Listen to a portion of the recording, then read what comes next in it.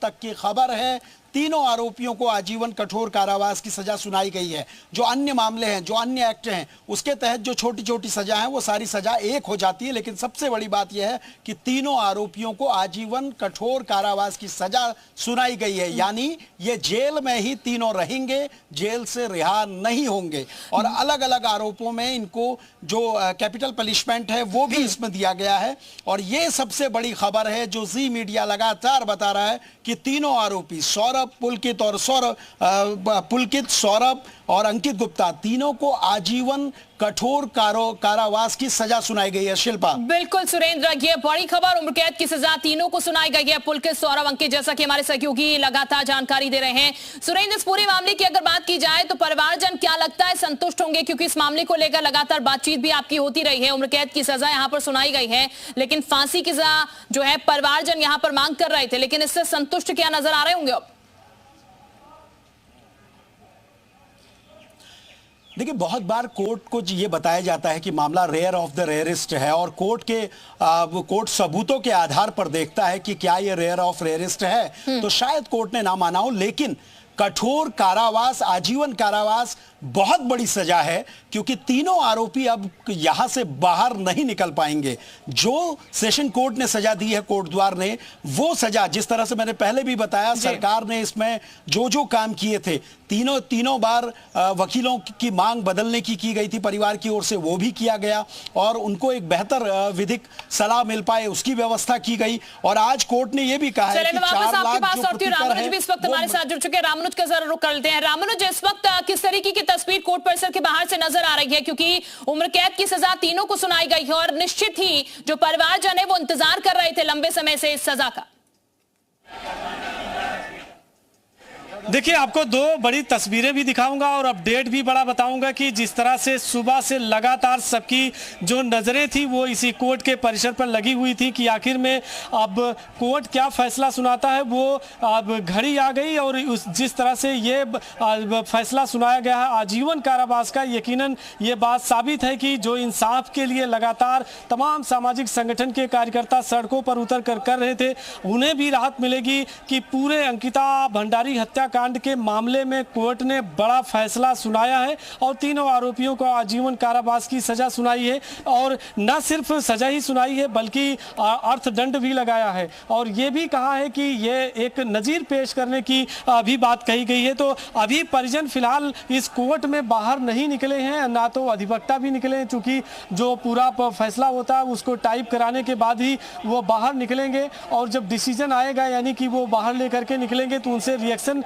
भी लिया जाएगा। लेकिन दो तस्वीरें यहां पर है। पहली ये कि तमाम सामाजिक जो संगठन के कार्यकर्ता हैं वो भी बाहर प्रदर्शन कर रहे हैं, जिसमें कांग्रेस पार्टी के भी कार्यकर्ता हैं, और दूसरी तरफ जो कोर्ट का दूसरा छोर है वहां भी सुरक्षा के भी पुख्ता इंतजाम किया गया है। तो इस तरह से अगर आप देखेंगे तो आज वो दिन देखने को मिला है कि जिसका पिछले 2 साल 8 महीने से इंतजार किया जा रहा था। 500 पेज के उस चार्जशीट को लेकर के कि एक एक पॉइंट को फिलहाल एसआईटी ने इन्वेस्टिगेट तहकीकात करने के बाद कोर्ट में पेश किया था। 47 गवाहों के जो बयान थे वो अहम रोल अदा किए हैं। अब चूंकि जो परिजन है अगर वो यहाँ पर पहुँचते हैं तो उनसे पहला रिएक्शन देखने को मिलेगा कि वो क्या कहते हैं। लेकिन एक बड़ा फैसला जो जिसका सभी को इंतजार था उत्तराखंड में अंकिता भंडारी हत्याकांड के मामले में, वो बड़ा हुआ है कि तीनों आरोपियों को आजीवन कारावास की सजा सुनाई गई है। और पहला रिएक्शन अब देखने को अधिवक्ताओं की तरफ से मिलेगा जब वो कोर्ट के बाहर निकलेंगे। लेकिन दो तस्वीरें सुबह से जरूर देखने को मिली है कि 18 सितंबर 2022 से लेकर के अब तक जिस तरह से तमाम कार्यकर्ता, तमाम सामाजिक संगठन और उनके एक्टिविस्ट इस बात की मांग कर रहे थे कि कठोर से कठोर सजा होनी चाहिए। बिल्कुल, कठोर से कठोर सजा की रामानुज मांग की जा रही थी। लेकिन रामानुज अगर बात की जाए उम्र कैद की सजा कोर्ट की तरफ से जरूर दी गई है यहाँ पर, जैसा कि सुरेंद्र डसीला से भी हम बात कर रहे थे। लेकिन परिवारजनों की अगर बात की जाए, उन्होंने अपनी बेटी खोई है, एक परिवार का सदस्य खोया है, उनके लिए शायद ये उम्र कैद की सजा भी जो आरोपियों को मिली है वो कम नजर आ रही होगी, क्योंकि उनकी तरफ से सीधे कहा जा रहा था कि फांसी होनी चाहिए तीनों आरोपियों को।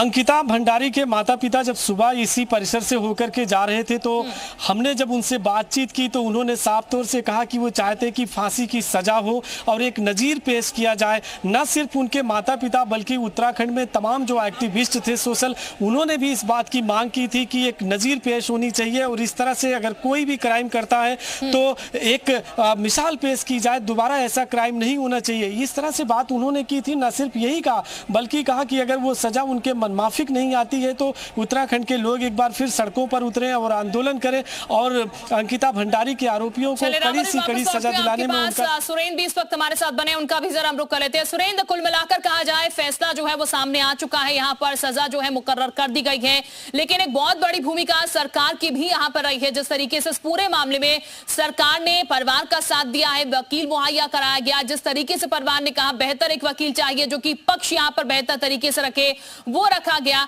कुल मिलाकर कहा जाए ये एक बहुत बड़ी सरकार की तरफ से मदद थी। सरकार ने इस पूरे मामले को लगातार देखरेख में रखा और अब कोर्ट की तरफ से यह बड़ा फैसला सामने निकल के आया। देखिए, बिल्कुल सरकार बहुत गंभीर थी। 24 घंटे के भीतर तीनों आरोपी पकड़े गए थे और आज तक जेल में हैं, आज तक उनको जमानत नहीं मिली। उन्होंने प्रयास हाई कोर्ट से लेकर सुप्रीम कोर्ट तक किए, बेहतर वकीलों की फौज भी खड़ी कर दी, लेकिन उसके बावजूद उनको जमानत नहीं मिली। इससे ये पता चलता है कि जो विवेचना हुई वो बहुत ठोस हुई थी। जैसा मैंने पहले भी बताया है कि SIT स्पेशल इन्वेस्टिगेशन टीम बनाई गई जिसको हेड कर रही थी एक सीनियर IPS DIG रैंक की P रेणुका देवी, जो अब इस समय सेंटर में CBI में है, तो वो इसको हेड कर रही थी और एक एक तथ्य को देखा गया था। विवेचना में कोई कमी नहीं आई थी जिसकी वजह से ये तमाम लोग जेल में हैं, क्योंकि जब विवेचना कमजोर होती है, जब तथ्य कमजोर होते हैं तो उसका लैक ऑफ एविडेंस का फायदा मिलता है गुनहगारों को, लेकिन इस केस में ऐसा नहीं हुआ। इससे पता चलता है कि सरकार ने मजबूत पैरवी की। दूसरी बड़ी बात, परिवार ने जब भी कहा कि जो अभियोजन अधिकारी हैं उनसे वो संतुष्ट नहीं है तो 3 बार उनके वकील भी बदले गए। बड़ी बात यह है कि आर्थिक मदद से लेकर सरकारी नौकरी तक परिवार को मुहैया कराई गई। इस केस में जो बेहतर हो सकता था वो तमाम चीजें करने की कोशिश की। लेकिन एक बार मैं फिर से यही कहूंगा कि जब भी तथ्य रखे जाते हैं कोर्ट देखता है कि क्या मामला रेयर ऑफ द रेयरेस्ट है। अगर रेयर ऑफ द रेयरेस्ट होता है तो फिर कोर्ट फांसी से जैसी बड़ी सजा सुनाता है। लेकिन कोर्ट ने इस पूरे मामले में इनको 302 के तहत, इनको आपराधिक षड्यंत्र रचने के तहत, इनको अनैतिक देह व्यापार में धकेलने की ओर तमाम जो आरोप पुलिस ने लगाए थे वो सही माने और उसी में तीनों आरोपियों को दोषी करार दिया और उसी में अलग अलग तीनों को सेंटेंस दिया गया। अब सबसे बड़ी बात यह है कि तीनों आरोपियों को आजीवन कठोर कारावास है। तो आप ये समझिए, आजीवन कठोर कारावास के तहत आपको जेल में ही पूरी उम्र बितानी होगी और सश्रम बितानी होगी। तो फैसला जो दिया गया है वो इस कार्रवाई के तहत जो भी उच्च सेंटेंस हो सकता था वो दिया गया है और इससे बड़े पैमाने पर यह एक मैसेज है कि जो पूरी ताकत वकीलों से लेकर प्रशासन ने जो विवेचना में पूरी ताकत लगाई थी वो कहीं ना कहीं सही साबित कोर्ट में हुई है। परिवार के लोगों की फांसी की मांग थी, कई लोगों की फांसी की मांग थी, लेकिन ये देखना होता है कि कई बार कोर्ट आपके किस तरीके से आपके जो तथ्य हैं उनको लेता है। और दूसरी बड़ी बात यह है कि जो अगर इस फैसले से अभियोजन पक्ष भी संतुष्ट नहीं होगा तो आगे फिर अपर कोर्ट में, हाई कोर्ट में वो अपील कर सकते हैं, वहां और मजबूत तरीके से रख सकते हैं। लेकिन आज जो फैसला सुनाया गया है उसका इंतजार उत्तराखंड के लोगों को पिछले 2 साल से था और इसीलिए तमाम पूरी तैयारियां अब तक हुई थी। शिल्पा, बिल्कुल इंतजार था और लगातार लोग इस पर निगाहें बनाए हुए थे कि किस तरीके से क्या फैसला आज सेशन कोर्ट की तरफ से दिया जाता है। सुरेंद्र, कुल मिलाकर कहा जाए तो एक बड़ा फैसला, ऐतिहासिक फैसला है आज की डेट में, क्योंकि इंतजार हुआ, लेकिन ये सबसे बड़ी बात जैसा कि जिसका जिक्र आप बार बार कर रहे हैं कि बहुत लंबा वक्त यहां पर नहीं खिंचा, कुछ सालों में, 1-2 सालों में जो फैसला जो है वो सामने निकल के आ गया और उम्र कैद की सजा यहां पर सुनाई गई। ये एक बड़ी उपलब्धि भी है। देखिए, बिल्कुल बड़ी उपलब्धि है, क्योंकि जब इस पूरे मामले के सामने आया था तो मुख्यमंत्री ने फ्रंट पे आके उस वक्त भी कहा था कि इस मामले को बहुत जल्द से जल्द इसकी सुनवाई होगी, इस मामले को हम जल्द से जल्द सुनेंगे और इस पर पूरी ताकत लगाई जाएगी। पूरी तरह से सरकार इस पर पूरी ताकत लगाएगी और किसी भी तरीके से कोई गुनहगार नहीं छूटेगा। शिल्पा, जो मैं बात बार बार कह रहा हूं कि एक मामला चलता है और उसमें 2 साल से लंबा चलता है और उसमें तीनों मुख्य आरोपियों को जमानत नहीं मिलती है, तो आप ये समझिए कि आपने जो तथ्य दिए थे, आपकी जो विवेचना हुई, आपकी जो जांच हुई, उसमें जो पुलिस ने तथ्य रखे, जांच अधिकारियों ने तथ्य रखे, वो मजबूत थे। इसीलिए उनको 2 सालों में बेल नहीं मिल पाई। और ये पता चलता है कि कहीं ना कहीं तथ्य भी जो है वो मजबूत यहाँ पर, जिसका जिक्र आप बार बार कर रहे हैं। वापस मैं सुरेंद्र आपके पास लौटूंगी। रामानुज का एक बार रुख कर लेते हैं, कोर्ट परिसर के बाहर इस वक्त तो मौजूद है। रामानुज, अभी अगर बात की जाए तो कोर्ट परिसर से कितनी देर बाद अधिवक्ता या फिर कौन से परिवारजन जो है अंकिता के इस वक्त भीतर मौजूद है, इसको लेकर कोई जानकारी है? कब तक बाहर आएंगे? देखिए शिल्पा, जो अपडेट मिला है वो अभी यही है कि जो अंकिता भंडारी के माता पिता हैं वो भी कोर्ट परिसर के अंदर में ही है। हाँ। और जब वो बाहर निकलते हैं, जिस तरह से ये कहा गया अधिवक्ताओं की तरफ से कि कोर्ट का जो डिसीजन हुआ है, जब उनको वो कॉपी दे दी जाएगी, इसके बाद वो बाहर निकलेंगे, फिर मीडिया से भी रूबरू होंगे। और यहाँ पर बैरिकेडिंग लगी है, चूंकि इसके आगे मीडिया का कोई भी कर्मी आगे नहीं जा सकता। लेकिन एक प्रमुख बात तो मैं आपको इसमें जरूर शेयर करूंगा कि कोर्ट ने ये कहा था कि धारा 302, जिसमें यह साफ तौर से कहा गया है, अधिवक्ताओं ने कहा कि इसमें या तो आजीवन कारावास और या तो फिर अब सासर में उसमें आजीवन कारावास हो सकती है।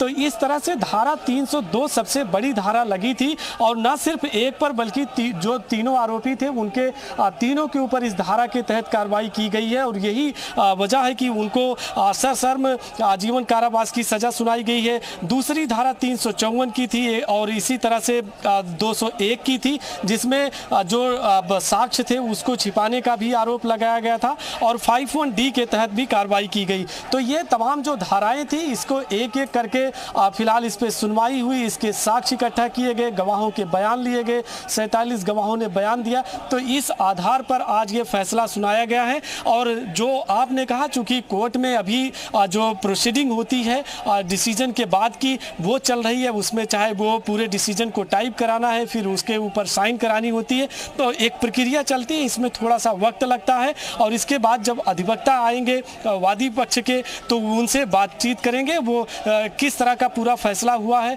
आगे क्या वो कार्रवाई करना चाहते हैं। तो इस तरह से अभी फिलहाल थोड़ा सा वेट करना होगा। लेकिन सुबह से यहाँ पर 2 तस्वीर देखने को मिल रही है। एक हमारे जो पीछे की साइड में, यहाँ भी लगातार प्रोटेस्ट चल रहा है और इसके आगे भी प्रोटेस्ट चल रहा है। सुरक्षा के भी पुख्ता इंतजाम है, ड्रोन के जरिए पूरी मॉनिटरिंग की जा रही है। इस सड़क को पूरी तरह से ब्लॉक कर दिया गया है और 4 सेक्टर में इस पूरे परिसर को बांटा गया है। 3 लेयर्स की सिक्योरिटी रखी गई। चप्पे चप्पे पर चाहे वो पीएससी के, पुलिस के, सीपी के, आर्म पुलिस के सभी जवान तैनात हैं। और सुरक्षा में कहीं कोई चूक ना हो, चूंकि एक सेंटिमेंटल मुद्दा था, ना सिर्फ गढ़वाल में बल्कि कुमाऊं में, पूरे उत्तराखंड में जगह जगह पर अंकिता भंडारी हत्याकांड के लेकर के चर्चा हो रही थी, लोग विरोध कर रहे थे। और वो लंबा संघर्ष आज वो घड़ी समाप्त हुई जब अब फैसला सामने निकल के आया। बहुत शुक्रिया रामानुज आपका, सुरेंद्र डसीला आपका भी बहुत शुक्रिया। और अब आपको दिखाते हैं हेडलाइंस।